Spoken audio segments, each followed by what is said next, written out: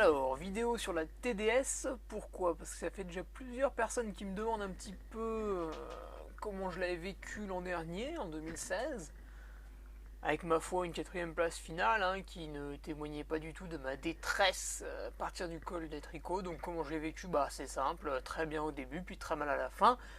Allez, on va voir ça plus en détail, puis je vais vous faire un petit check du parcours, voir un peu les points essentiels à mes yeux, ou ce qui m'a marqué, parce que bon, c'est vrai que quand on voit le profil comme ça, voilà, ça laisse libre à l'interprétation. Donc on est parti, allez, on est là, trace de trail, boum, c'est parti, Courmayeur. Courmayeur, bah, départ dans la ville, voilà, c'est assez plat, et puis il y a du monde, vraiment là on est en Italie, les gens kiffent la course là-bas, hein, vraiment ils sont à fond derrière les coureurs, vous verrez il y a vraiment du monde au départ.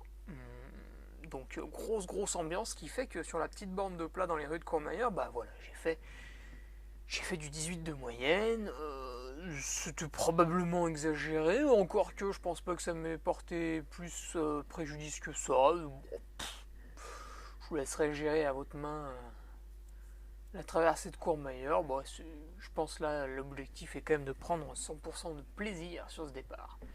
Donc ensuite on va plonger sur la route pour passer sous un pont, et là, tac, tout de suite, ça remonte assez fort, c'est toujours un peu la route en sortant de la ville.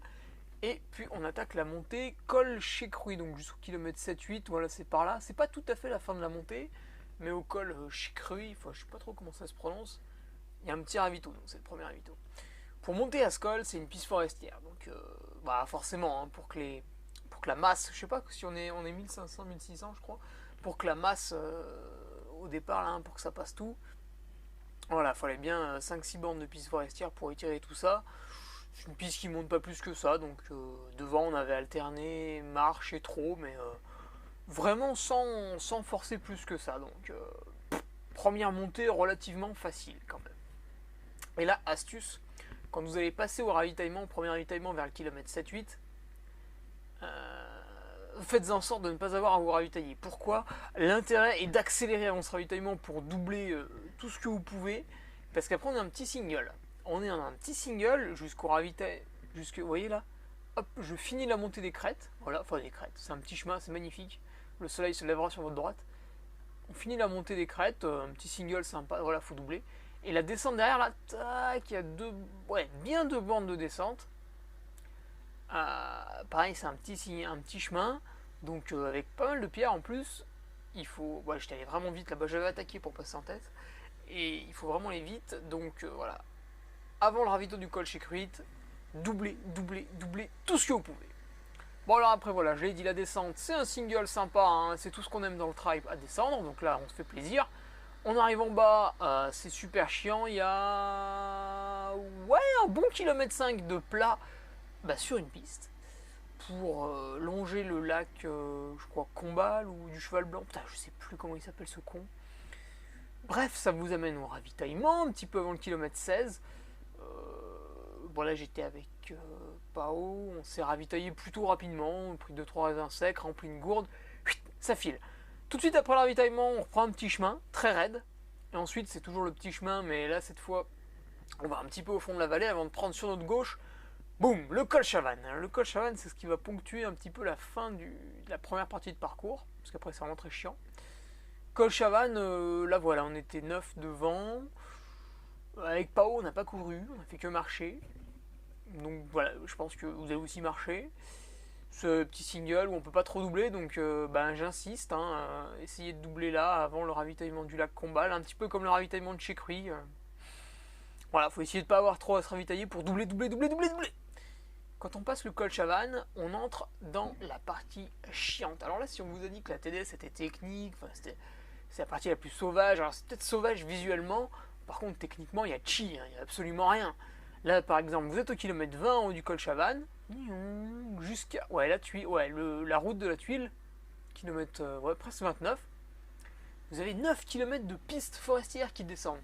Et en plus cette piste, elle est pas très, donc là vraiment ça déroule, ça va vraiment super vite. Par exemple, l'an dernier, j'étais à 15,5 et devant, Pao, il devait être à 16. S'il nous a lâché là-dedans. Là, cette descente, mon conseil, c'est vraiment d'aller vite. Peut-être pas trop vous forcer non plus, mais il faut dérouler à la foulée, il faut avancer quoi là, faut pas retenir, hein, ça sert à rien, de toute façon il n'y aura pas une grosse casse fibrose, musculaire, ce que vous voulez. Là-dessus, c'est pas. Vu que c'est pas raide, il n'y a pas de cailloux à éviter, il n'y a rien, c'est une piste. Voilà, filer, hein, filer, là il y a vraiment du temps à gagner. Et ensuite, on va appeler un petit peu plus à la prudence, c'est quand on traverse la route, donc sur notre gauche, le village de la Tuile, absolument magnifique, hein, avec les ardoises si vous voulez aller visiter avant la course. Et sur notre droite, la route qui mène au col du Petit Saint-Bernard, là où on va. Alors nous, on prend un petit chemin, vous verrez, il monte par palier, cet enfoiré. Donc un coup c'est raide, un coup c'est plat. Là, c'est assez chiant parce qu'on alterne très souvent la marche et le trot. Ce que je n'aime pas spécialement, j'aime bien me mettre dans un bon rythme. Mais ça, c'est tout un chacun. Et pour monter jusqu'au col du Petit Saint-Bernard, voilà, c'est plutôt un single. Alors on peut un peu doubler, mais faites gaffe quand même, c'est du single. Vous allez voir, il y a quelques alpages, donc les vaches sont passées, donc les chemins sont dégueulasses. Enfin, ils sont détrempés, plein de boue, il y a des mottes de terre de partout. C'est vraiment la grosse merde pour se niquer la cheville. Voilà, si vous voulez vous péter la cheville, vous faire bien mal et complètement vous faire sodomiser pour le reste de votre course, c'est là. Ensuite, on arrive en haut du Petit Saint-Bernard. Là, c'est un ravito, on peut profiter, on a le temps parce que derrière, voilà, c'est le kiff absolu. Il y a 15 bornes de pistes forestières qui descendent. 15 bornes de pistes. Alors, juste à la fin, avant d'arriver sur la plaine de Bourg, il y a un petit bout de single. Enfin, il doit y avoir 1 km ou 2 sur single. Mais franchement, c'est long, c'est très long. Là encore, vu que c'est relativement facile et que ça descend, c'est pas très raide, hein, ça se court vraiment très bien. Faut y aller quoi, faut lancer la foulée, faut se mobiliser, se concentrer pour gagner 1 ou 2 km/h mais sans s'entamer physiquement. Alors que si on se concentre pas et qu'on trottine bêtement comme ça, on va être 1 ou 2 km/h en dessous. C'est dommage, c'est du temps perdu pour rien. Voilà, je conseille c'est vraiment d'accélérer dans cette descente pour arriver le plus vite possible en bas. Hein. Là, il n'y a pas de difficulté à enjamber, il n'y a strictement rien. Courez. Et après, vous allez voir, en descendant sur Bourg, on commence à ressentir la chaleur. Nous, on était passé à 11h. Et après, ça défile jusqu'à, je sais pas, 16-17h. Je sais pas à quelle heure est la barrière horaire là-bas. Putain, mais dégage, toi. Voilà, ça c'est Microsoft, hein, merci, voilà. Bourg. Et il fait vraiment super chaud. De toute manière, il n'y a plus d'arbres. À partir de Bourg, il n'y a plus d'arbres. Là où vous leur faites coucou, vous leur dites adieu. Le soleil va vous péter, va tomber sur votre gueule jusqu'à... pas l'arrivée, jusqu'à... après le col du Joly, dans la descente sur les Contamines. Et voilà, toute la traversée du massif du Beaufortin, ce sera en plein cagnard. Sauf si le soleil vous allez là, ce sera agréable. Et puis s'il pleut, voilà, vous aurez l'eau dans la tronche tout le long. Donc c'est tout aussi chiant. Alors c'est pour ça qu'à Bourg, mon conseil, ça va être de bien s'arrêter, repartir vraiment plein. Bon, moi j'avais 2 flasques l'an dernier, donc à peine je suis reparti dans la montée, c'était sifflé, il n'y avait plus d'eau. Et là, petite astuce, alors je sais pas si c'est exceptionnel ou pas, mais au fort de la Platte, donc là vous montez par un petit single dans les prés, le soleil tape. Allez, j'arrive, allez à 1800, 1900 là, c'est le fort de la Platte. Là, normalement, il y avait un mec avec des bouteilles d'eau. Je sais pas si c'était exceptionnel parce qu'on était en canicule ou quoi. Mais voilà, il faut remplir ici. De toute manière, la section Bourg-Cormed-Rosor, donc entre 2 ravitaux, j'avais mis 2h55. Donc voilà, c'est quelque chose qui se fait en 4, 5, 6 heures pour la masse. Donc il faut absolument trouver de l'eau quelque part. Il n'y a pas de ruisseau. Donc voilà, le fort de la Platte. Normalement, il y a quelqu'un avec des bouteilles d'eau. Mais s'il n'y est pas, n'hésitez pas à rentrer dans le fort, il y a un bar. Donc avec un peu de monnaie, voilà, vous pourrez remplir un peu de sirop, un peu de... je sais pas ce qu'ils ont. Un peu de vodka Red Bull pour les plus téméraires. Et après on continue la montée, alors c'est un petit peu moins raide, mais bon, il fait tellement chaud, puis c'est quand même assez raide, donc voilà, elle se fait en marchant, pas courir une seule fois là-dedans. Après on arrive sur une espèce de sommet, là il y a 2-3 bouts de piste forestière. Et en fait, on se dit, putain, mais c'est où que je redescends sur le Cormet, quoi? Je vois strictement rien avec des montagnes autour de moi. C'est normal, parce qu'on descend un peu dans un fond de vallée. Et là, c'est très démotivant, parce qu'on voit. Vous allez voir les autres concurrents, nous, on voyait les fagnons, en haut du passeur de Pralognan. Et là, vous vous dites, putain, mais il en reste encore tout ça à monter. Et en plus, autant avant, le chemin était vraiment propre, et vraiment, on pouvait marcher sans enjamber quoi que ce soit, donc c'était assez facile. Autant les 200 derniers mètres de dénivelé pour aller au passeur de Pralognan, c'est franchement la merde, c'est plein de cailloux, quelques câbles. Et de l'autre côté pour descendre, pareil. Donc vous descendez du passeur de Pralognan, bon voilà, ça doit être la partie la plus technique.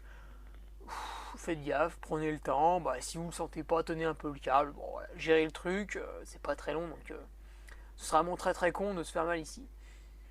Et une fois que vous êtes arrivé à peu près à la moitié, reviens ici toi, à la moitié de la descente là du passeur de Pralognan, hop, le reste de la descente et le petit plat jusqu'au Cormet, c'est, et je souligne encore une fois la technicité de ce parcours, une piste forestière. Voilà, une piste forestière, je répète, piste forestière, super. Donc c'est très très long, en plus celle-là elle est quand même plate, elle est limite en léger, faux plat descendant.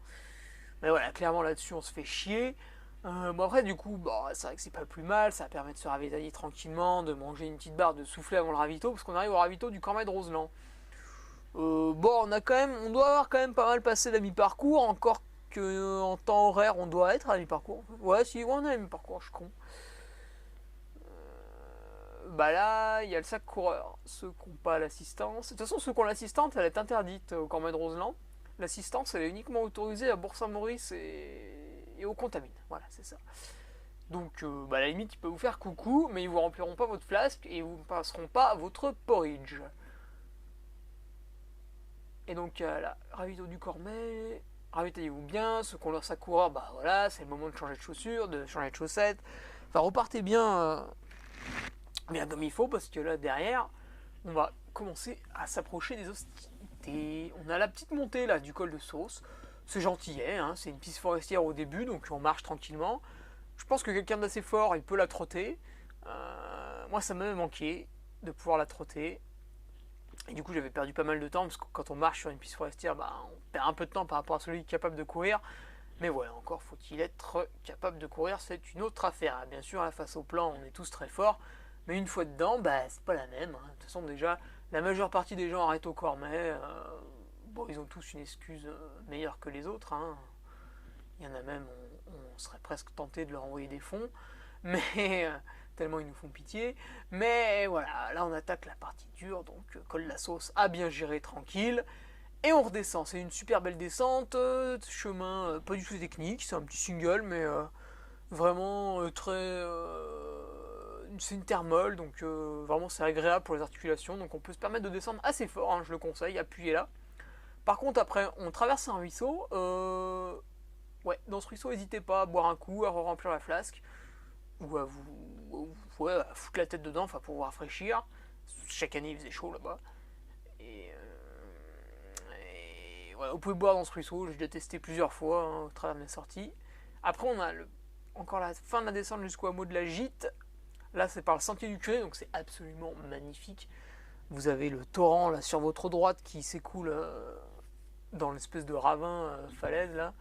Et puis vous êtes sur un petit chemin avec un petit muret en pierre, c'est vraiment très très beau. On arrive au hameau de la Gite, là il n'y a pas d'ravitaillement. Mais l'an dernier il y avait un mec avec un jet d'eau. Et du coup il nous avait rempli nos gourdes. Est-ce que c'est normal? Est-ce qu'il sera là chaque année? Je sais pas.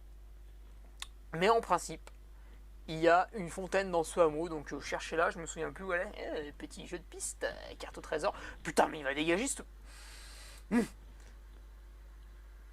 Hameau de la Gite. Voilà. Essayez de choper de l'eau, en principe il y en a.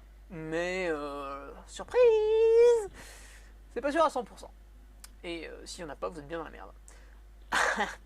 C'est déjà moi, elle m'avait bien servi et j'ai pas trop traîné entre les points. Après, on attaque à monter le col de la Gite. Donc là, c'est pareil, il est découpé en deux parties, comme le col de la Sauce, sauf qu'on inverse. On commence à monter par le petit chemin, dur, raide, mais pas technique. Il n'y a vraiment pas de tissu dessus, donc on peut marcher tout droit. Enfin, voilà, vous n'avez pas à enjamber quoi que ce soit. Là encore, c'est bien pour la suite. Et après, le final, c'est une piste forestière. Donc, là, on l'avait marché. Elle doit se courir, sur la fraîcheur, elle doit se courir, mais bon, je pense que quand on arrive là, de toute façon, on est trop cramé. Voilà, sachez-le, le final du col de la Gite est pas très raide. Du coup, plutôt longuet, mais bon, tant pis. C'est ça la TDS, c'est roulant en fait. Eh oui, vous allez voir, c'est roulant. Après le col de la Gite, là on descend. Alors là par contre, on est sur la partie col de la Gite, je descends, je passe le col de la Fenêtre, il y a 100 mètres de dénivelé à remonter, ferai gaffe. Jusqu'au col du Joli, voilà, c'est là, kilomètre 85. Jusqu'au col du Joli, depuis le col de la Gite, là par contre c'est un single, déjà d'une part. Et il est truffé de pierres, puis c'est assez sec, hein, donc c'est des pierres qui roulent, c'est un peu comme dans le sud là, de la saloperie quoi. Et voilà, là c'est une partie pendant 5 km, voilà, faut être vigilant, faire gaffe où on met les pieds. La majeure partie d'entre vous, elle va la faire de nuit, donc raison de plus pour faire gaffe. Surtout avec la fatigue accumulée jusque là, on est quand même au kilomètre 80 passé.